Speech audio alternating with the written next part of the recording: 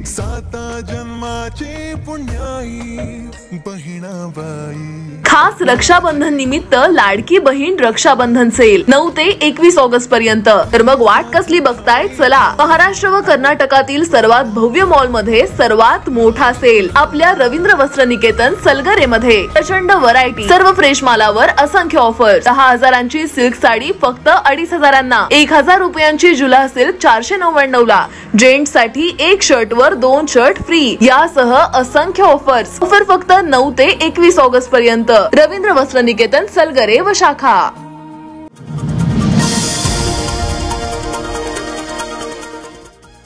2 दिवसांच्या उघडीपीनंतर आज जिल्ह्याच्या विविध भागात रिमझिम पावसाच्या सरी बरसल्या। धरण पाणलोट क्षेत्रात पावसाचा जोर कमी झाला असल्याने कोयना आणि चांदोली धरणाचे दरवाजे बंद करण्यात आलेत। कृष्णा आणि वारणा नद्यांचं पाणी पात्रात पोहोचले। जिल्ह्यातील बहुतांशी रस्ते वाहतुकीसाठी खुले झाले असून अद्यापही 4 रस्ते पाण्याखाली कायम आहेत। दरम्यान सांगलीतील आयर्विन पुलाची पाणी पातळी सायंकाळी 24 फुटांवर आली आहे। मागील 2 दिवसांपासून पावसाचा जोर कमी झाल्यानंतर जिल्ह्याच्या काही भागात जोरदार तर काही ठिकाणी रिमझिम पाऊस झालाय। वाळवा आणि शिराळा, पलूस आणि मिरज पश्चिम भागात दिवसभर पावसाच्या सरी कोसळत राहिल्या। सांगली मिरज शहरात सायंकाळी पावसाने हजेरी लावली। चांदोली आणि कोयना धरण पाणलोट क्षेत्रात पावसाचा जोर कमी झाल्याने धरणाचे दरवाजे बंद करण्यात आले। कोयना धरणात 86.93 टीएमसी पाणीसाठा झालाय। विद्युतगृहातून केवळ 2100 क्युसेकचा विसर्ग सुरू आहे। चांदोली धरणाचा पाणीसाठा 29.17 टीएमसी झालेला आहे। तिथेही पावसाचा जोर कमी झाल्याने धरणाचे दरवाजे बंद करण्यात आले। विद्युतगृहातून अवघा 1445 क्युसेकचा विसर्ग सुरू आहे। धरणातून सोडण्यात येणारा विसर्ग कमी झाल्याने कृष्णा आणि वारणा नदीच्या पाणी पातळीत कमी झाली आहे। पुराच्या पाण्यामुळे 5,000वर नागरिकांनी स्थलांतर केलं होतं। पाणी पात्रात गेल्याने पूरग्रस्त घरी परतलेत। सांगलीतील आयर्विन पुलाची पाणी पातळी सायंकाळी 24 फूट 5 इंच झाली होती। त्यामुळे कृष्णा आणि वारणा नदीचं पाणी पात्रात पोहोचल्याने नदीकाठच्या गावांनी सुटकेचा निश्वास टाकलाय। जिल्ह्यातील 52 रस्ते वाहतुकीसाठी खुले झालेत, मात्र अद्यापही 4 रस्ते पाण्याखाली कायम आहेत। अतिशय गजबजलेल्या कॉलेज कॉर्नर परिसरात सकाळी कौटुंबिक वादातून नवविवाहितेवर पतीने कोयत्याने वार करत गंभीर जखमी केल्याची घटना घडली आहे। परिसरातील नागरिकांनी तातडीने धाव घेत जखमी मुलीला उपचारासाठी रुग्णालयात दाखल केलं। प्रांजल राजेंद्र काळे असं हल्ल्यात गंभीर जखमी झालेल्या तरुणीचं नाव आहे। हल्ल्यानंतर संशयित पती संग्राम संजय शिंदे यांनी घटनास्थळी कोयता टाकून पलायन केलं। घटनेची माहिती मिळताच अप्पर पोलीस अधीक्षक ऋतू खोकर यांनी धाव घेतली। या प्रकरणी प्रांजल काळे हिने दिलेल्या फिर्यादीवरून पोलिसांनी पती, सासू सासऱ्यांसह 4 गुन्हा दाखल केलाय। संशयित हल्लेखोर पती संग्राम शिंदे याच्या शोधासाठी पोलिसांची पथके रवाना करण्यात आली आहेत। भरदिवसा घडलेल्या या घटनेनं परिसरात खळबळ उडाली होती।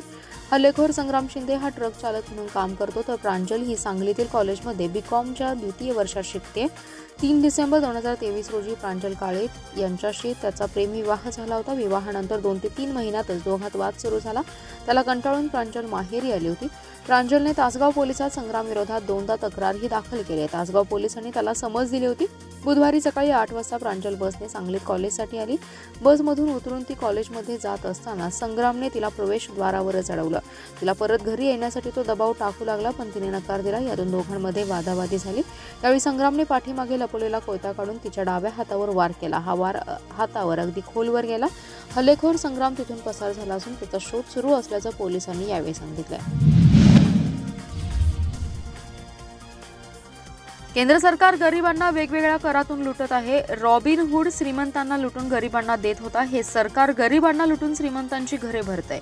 कराचा बोजा इतका जास्त आहे की उत्पन्न कुठं जातंय हेच कळत नाही। त्यामुळे देशातील करदात्यांची अवस्था भीक नको कुत्रावर अशी झाली असल्याची जोरदार टीका खासदार विशाल पाटील यांनी संसदेत केली आहे। विशाल पाटील यांनी संसदेत अर्थसंकल्पावरील चर्चेत त्यांनी कर धोरणावर हल्ला चढवला। यावेळी विशाल पाटील यांनी मित्राचं उदाहरण संसदेत मांडले। ते म्हणाले, मित्राला 17 लाखांची गाडी घेण्यासाठी 60 लाख कुठं गेलं कळलंच नाही। कमाई आम्ही करायची, लुटायचं दुसऱ्यांना आणि गोळा करायचं सरकारनं, ही चांगली भागीदारी आहे। बेंजामिन फ्रँकलिननं म्हटलंय की या जगात काहीही शाश्वत नाही, कर वगळता। सरकारने हे खूप गांभीर्याने घेतलेलं दिसतंय। इतके सगळे कर लावलेत की कमाई कुठे जाते कळतच नाही। आजकाल ऑक्सिजनवरही कर लावलाय। नॉर्थ ब्लॉकमध्ये बसून ते डिक्शनरी उघडतात आणि जो पहिला शब्द दिसेल त्यावर कर लावून रिकामे होत आहेत की काय। एखाद्याला आपली मालमत्ता विकायची आहे, संकट आहेत, त्यावेळी सरकारच्या मदतीची गरज असते, पण सरकार या काळात अधिकच कर वसूल करते। उलट अपेक्षा होती ही LTCG कर कमी झाला पाहिजे। अर्थमंत्र्यांना कमी केले, मात्र लाभ कमी केला। भीक नको पण कुत्रावर अशी अवस्था करदात्यांची झाली आहे। महागाई डायन खा रही आहे। सरकार शैतान बनकर लूट रही है अशी अवस्था आहे। ते म्हणाले, सेस आणि सरचार्ज लावून राज्याचा वाटा चोरलाय हे षडयंत्र आहे। महाराष्ट्रात प्रचंड कर देतो, आमच्या वाट्याला काय आलं? सामान्य माणसाचा बदला घेणारा हा अर्थसंकल्प असल्याची टीका देखील खासदार विशाल पाटील यांनी संसदेत केली आहे। कृष्णा नदीच्या पाणी पातळीत घट झाली, त्यामुळे अमरधाम स्मशानभूमीतील पाणी देखील हटले, पण पुरामुळे स्मशानभूमीत गाळ साचला होता। सांगलीतील पूर ओसरायला सुरुवात झाल्यानंतर कृष्णाकाठी असणाऱ्या 3 मुख्य घाट आणि अमरधाम स्मशानभूमीचे आयुक्त शुभम गुप्ता यांच्या आदेशानुसार तात्काळ स्वच्छता करण्यात आली आहे। या स्वच्छतेमधून 3 घाटावरून अंदाजे 70 टन कचरा महापालिका कर्मचाऱ्यांनी स्वच्छ केला। यानंतर त्या परिसरात तातडीने औषध फवारणी सुद्धा करण्यात आली आहे। सांगलीच्या कृष्णा नदीची पाणी पातळी वाढल्यानंतर समर्थ घाट, विष्णू घाट आणि सरकारी घाट तसेच अमरधाम स्मशानभूमीत पाणी आले। तब्बल 12 ते 14 दिवस हे पाणी साचून राहिल्याने मोठ्या प्रमाणात राडारोडा आणि नदीच्या प्रवाहातून वाहून आलेला कचरा संकलित झाला होता। कृष्णा नदीची पाणी पातळी कमी येताच महापालिकेचे आयुक्त शुभम गुप्ता, अतिरिक्त आयुक्त रविकांत अडसूळ, उपायुक्त वैभव साबळे, शिल्पा दरेकर यांच्या मार्गदर्शनाखाली आरोग्य अधिकारी डॉक्टर रवींद्र ताटे, वरिष्ठ स्वच्छता निरीक्षक युनुस बारगेर यांच्यासह स्वच्छता निरीक्षक आणि 200 कर्मचाऱ्यांच्या माध्यमातून 3 घाट आणि अमरधाम स्मशानभूमीची स्वच्छता करण्यात आली आहे। यामध्ये बहुतांशी पाण्यातून वाहून आलेला गाळ महापालिकेच्या कर्मचाऱ्यांनी स्वच्छ केला, तर त्यासोबत आलेला कचरा, झाडी झुडपं, गवत, जलपर्णी आणि अन्य कचरा महापालिकेने संकलित केला। बुधवारी एका दिवसात 3 घाट आणि अमरधाम स्मशानभूमीतून 70 टन राडारोडा स्वच्छ करत कचऱ्याचं संकलन करण्यात आले। याचबरोबर या ठिकाणी औषध फवारणी विभागाचे स्वच्छता निरीक्षक याकूब मद्रासी यांच्या माध्यमातून करण्यात आल्याची माहिती वैद्यकीय आरोग्य अधिकारी डॉक्टर रवींद्र ताटे यांनी दिली आहे। तासगाव तालुक्यातील पानमळेवाडी येथे विट्याहून मिरजेकडे कत्तलीसाठी जाणारी गायींची 35 जर्सी वासरे आणि 5 रेडकांना घेऊन जाणारी गाडी गोरक्षक डॉक्टर विशाल पाटील आणि सचिन जाधव यांनी पकडली आहे। या प्रकरणी रमजान इसरार मनियार आणि मुज्जमिल लतीफ बेपारी या दोघांना तासगाव पोलिसात महाराष्ट्र प्राणी संरक्षण अधिनियम अंतर्गत छळाचा गुन्हा दाखल झालाय। तपासणीनंतर ही वासरे गोशाळेत सोडण्यात आली आहेत। पुणे येथील विश्व हिंदू परिषदेच्या नचिकेत रावळ यांना विट्याहून मिरजेकडे कत्तलीसाठी काही वासरे जात असल्याची माहिती मिळाली। काही गोतस्कर ही वासरे MH10 BR 0441 या गाडीने जाणार असल्याची माहिती त्यांना मिळाली। त्यानुसार गोरक्षक विशाल आणि सचिन यांनी लिंब गावाजवळ त्यांनी हात दाखवून गाडी थांबवण्याचा प्रयत्न केला। यावेळी रमजान आणि मुज्जमिल यांनी गाडी थांबवली नाही। यानंतर पानमळे गावाजवळ 4 चाकी गाडी रस्त्यात अडवून लावून गाडी थांबवण्यात आली। यानंतर दोघेही गाडी थांबवून पळू लागले। यानंतर पळताना पाय घसरून व्यापारी हा पडला आणि जखमी झाला। त्या दोघांना पकडून आम्ही पोलिसांना फोन केला। गाडीत आम्ही पाहिले असता क्रूरतेने त्यांची तोंडे बांधून ठेवली होती। पोलिसांनी ही गाडी तासगाव पोलीस ठाण्यात आणली। यानंतर पशुवैद्यकीय विभागामार्फत वासरे आणि रेडको यांची पशुवैद्यकीय तपासणी झाली। त्यानंतर त्यांना गोशाळेत पाठवण्यात आले।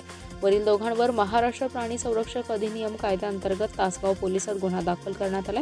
या दोघांवर 22 जून रोजी 104 वाहनांची कत्तलीसाठी वाहतूक केल्याचा विटा पोलिसात गुन्हा दाखल आहे। सांगली येथे रविवारी होणाऱ्या ओबीसी एल्गार महामेळाव्यासाठी सर्वांनी एकत्र होऊन सहभागी व्हावे, जातपात सोडून ओबीसी म्हणून एकत्र जुडा असे आवाहन माजी महापौर मेनुद्दीन बागवान यांनी केले आहे। मिरज येथील कसाब हॉलमध्ये माजी महापौर मेनुद्दीन बागवान यांच्या अध्यक्षतेखाली मुस्लिम समाज बांधव, कुंभार आणि धनगर समाजाची बैठक पार पडली। या बैठकीत ते बोलत होते। मेनुद्दीन बागवान म्हणाले, सांगलीतील तरुण भारत स्टेडियमवर पार पडणाऱ्या ओबीसी एल्गार महामेळाव्याची जय्यत तयारी सुरू असून जिल्ह्यातील प्रत्येक तालुका, गाव तसंच वाडी वस्त्यांवर सध्या बैठकांच्या माध्यमातून ओबीसी समाजाला सदर महामेळाव्यात सहभागी होण्याचं आवाहन केलं जात आहे। मिरज शहरातील ओबीसी नागरिकांनी देखील मोठ्या प्रमाणात सहभागी व्हावे असे आवाहन बागवान यांनी केले। यावेळी माजी महापौर आणि महामेळाव्याच्या संयोजक संगीता खोत, माजी नगरसेवक विष्णू माने, उभाटा शिवसेनेचे जिल्हा प्रमुख संजय विभूते, माजी नगरसेवक चंद्रकांत हुलवान, विठ्ठल खोत आदी जण उपस्थित होते। आटपाडी शहराच्या मुख्य पेठेतील रस्त्याचं काम मंजूर झाल्यानंतर याच पेठेतून पाण्याच्या पाईपलाईनचं काम हाती घेण्यात आले। जुन्या पाईपलाईनला जोडणारे लोकांचे पाण्याचे कनेक्शन तोडण्यात आले, परंतु नवीन पाईपलाईनला तेच कनेक्शन विना मोबदला जोडून देणं अपेक्षित असताना प्रत्येकी 1000 रुपये देण्यात आले।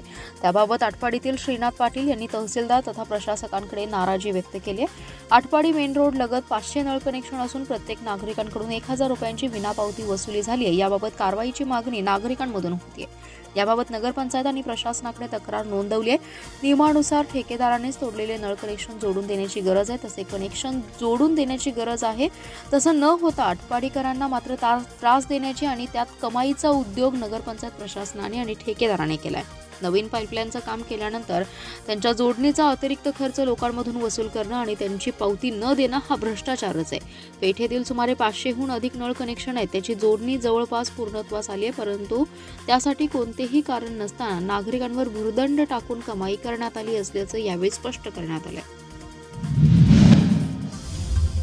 राष्ट्रवादी शरद पवार पक्षाच्या वतीने 9 ऑगस्टला राज्यात शिवस्वराज्य यात्रा काढण्यात येणार आहे. त्याची सुरुवात शिवनेरी किल्ल्यावरून होणार असल्याची घोषणा प्रदेशाध्यक्ष जयंत पाटील यांनी केली आहे. यात्रेच्या माध्यमातून महायुती सरकारच्या काळ्या कारनाम्यांचा जनतेपुढे पर्दाफाश करणार असल्याचं त्यांनी सांगितलंय. जयंत पाटील म्हणाले, राज्यात युतीचं सरकार आल्यापासून राज्य अधोगतीकडे गेलेलं आहे. राज्यातील कायदा सुव्यवस्था बिघडली आहे. शेजारचे राज्य आपल्या तरुणांच्या हातचे काम हिसकावून घेत आहेत. हे सर्व सुरू असताना राज्यकर्ते हतबलपणे बसलेत. त्यामुळे आम्ही महायुती सरकारचे काळे कारनामे घेऊन जनतेच्या दरबारात जाणार आहोत. छत्रपती शिवाजी महाराजांचे जन्मस्थान असलेल्या शिवनेरी किल्ल्याचं दर्शन घेऊन या यात्रेची सुरुवात करण्यात येणार आहे. पहिल्या टप्प्यात 10 दिवसात ही यात्रा महाराष्ट्रातील 7 जिल्ह्यांमधून फिरणार असून लवकरच दुसऱ्या टप्प्याची घोषणा केली जाणार असल्याचं त्यांनी सांगितलं.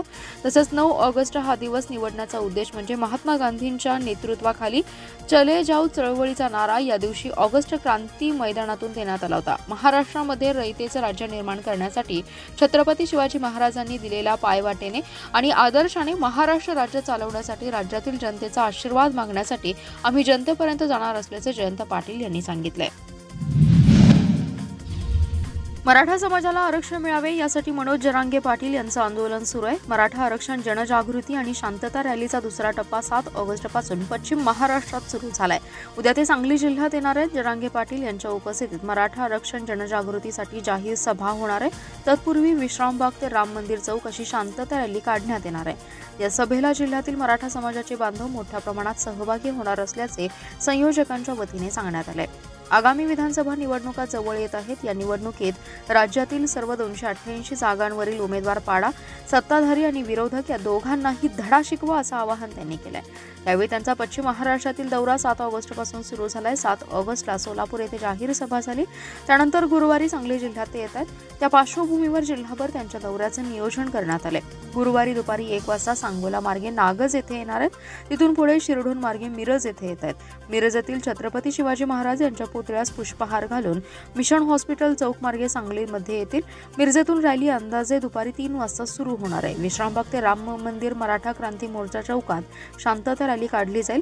सायंकाळी 5 वाजता रॅलीचं सभेत रूपांतर होणार आहे. गुरुवारी सायंकाळी जाहीर सभा संपल्यानंतर जरांगे पाटील यांचा सांगलीत मुक्काम आहे. शुक्रवारी रोजी सकाळी 9 वाजता सांगलीहून कोल्हापूरकडे ते रवाना होणार आहेत.